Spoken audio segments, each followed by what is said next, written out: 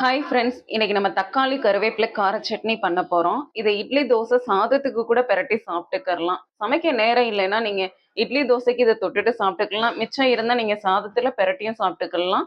ஈஸியா வேலை முடிஞ்சிரும். எப்படி பண்றதுன்னு பார்க்கலாம். இந்த வீடியோ பார்க்கறதுக்கு முன்னால நம்ம சேனலை சப்ஸ்கிரைப் பண்ணலைன்னா சப்ஸ்கிரைப் பண்ணி வச்சுக்கோங்க.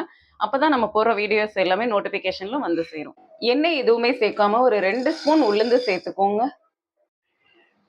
இது நல்லா பொன்னிறமா வறுத்து எடுத்துக்கோங்க. பாருங்க, பொன்னிறமா வறுபட்டுருச்சு. இப்போ அதை மிக்சி ஜார்ல சேர்த்துடலாம். 2 ஸ்பூன் எண்ணெய் சேர்த்துக்கோங்க. 5 பல் பூண்டு, எண்ணெய் தேங்காய் 2 கைப்பிடி அளவு சேர்த்துக்கோங்க. 8 நபர் மிளகாய் வத்தல். 2 நிமிஷத்துக்கு நல்லா மிக்ஸ் பண்ணி விட்டுக்கோங்க. நல்லா வதக்குனதுக்கு அப்புறம் கருவேப்பிலை இப்போ சேர்த்துக்கறலாங்க. 2 கைப்பிடி அளவு கருவேப்பிலை, 1 கைப்பிடி அளவு புதினா கொத்தமல்லி, 1/2 ஸ்பூன் உப்பு. நல்லா மிக்ஸ் பண்ணி விட்டுக்கோங்க. நல்லா பழுத்த தக்காளி, 1 தக்காளியை கட் பண்ணிட்டு சேர்த்துக்கோங்க. இப்போ எல்லாமே நல்லா வதங்குற அளவுக்கு மிக்ஸ் பண்ணி விட்டுக்கோங்க. நம்ம உளுந்த வறுத்துட்டு சேர்க்கறதுனால, எண்ணெயில சேர்க்காம வறுக்கிறதுனால இந்த சட்னிக்கு நல்ல ஒரு வாசத்தை கொடுக்கும். சாப்பிடும்போது இது ரொம்ப டேஸ்டாகவும் இருக்கும் இந்த சட்னி.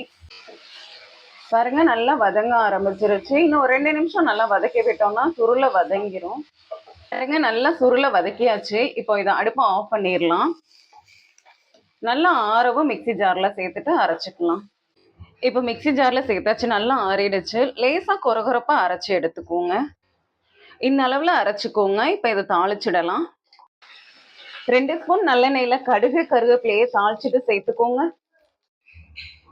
அவ்வளோதான் ஃப்ரெண்ட்ஸ், சட்னி ரெடி ஆயிடுச்சு. இட்லி தோசை சாதம் எல்லாத்துக்குமே தொட்டுக்க இது ரொம்ப சூப்பராக இருக்கும். கண்டிப்பாக ட்ரை பண்ணுங்க.